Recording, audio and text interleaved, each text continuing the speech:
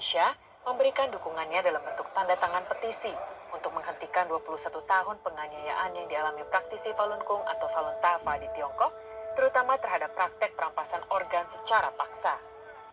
Ya, itu harus kita kecam keras ya. Itu jelas-jelas di luar dari naluri kemanusiaan. Ya, sebagai manusia seharusnya tidak melakukan hal-hal seperti itu. Ya, kalau di Indonesia jelas-jelas kita itu tidak dibenarkan sesuai dengan ideologi negara kita sebagai negara Pancasila yang kemanusiaan yang adil dan beradab itu. Petisi dukungan yang melibatkan 30 negara ini dianggap sebagai suatu hal mendasar yang patut dilakukan dalam mendukung kemanusiaan tanpa melihat agama, suku, maupun ras. Setiap manusia memiliki hak hidup, sehingga penyiksaan itu adalah mengarah kepada penghilangan nilai-nilai kemanusiaan, dalam hal ini adalah melanggar Declaration of Human Rights. Para praktisi Falun Gong menggalang petisi ini selama bulan Juli di Jakarta dan sejumlah kota.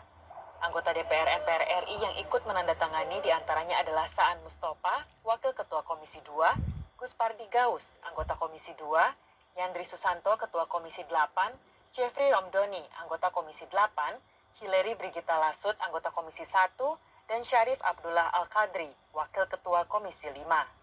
Salah seorang anggota Komisi 2 yang memberikan tanda tangan dukungannya, Dr. Andes Gus Pardi Gaus, juga menyatakan bahwa perlu diadakan investigasi terkait perihal perampasan organ di Tiongkok.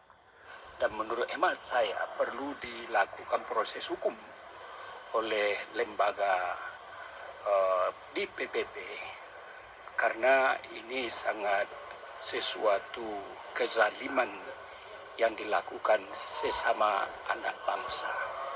Oleh karena itu perlu ada upaya yang dilakukan oleh penegak hukum internasional untuk melakukan investigasi supaya jelas kondisi betapa kekejaman yang dilakukan oleh mereka-mereka tersebut.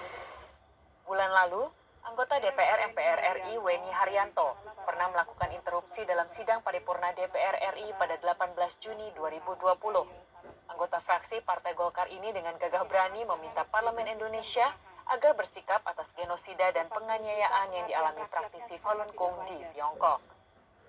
Khususnya selama 21 tahun terakhir, penganiayaan genosida terhadap Falun Gong atau Falun Dafa, di mana ribuan praktisinya telah dianiaya hingga meninggal, ratusan ribu telah ditahan di kem-kem kerja paksa, pusat pencucian otak, dan penjara.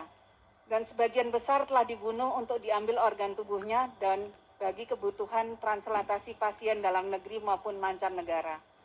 Himbauan saya hentikan.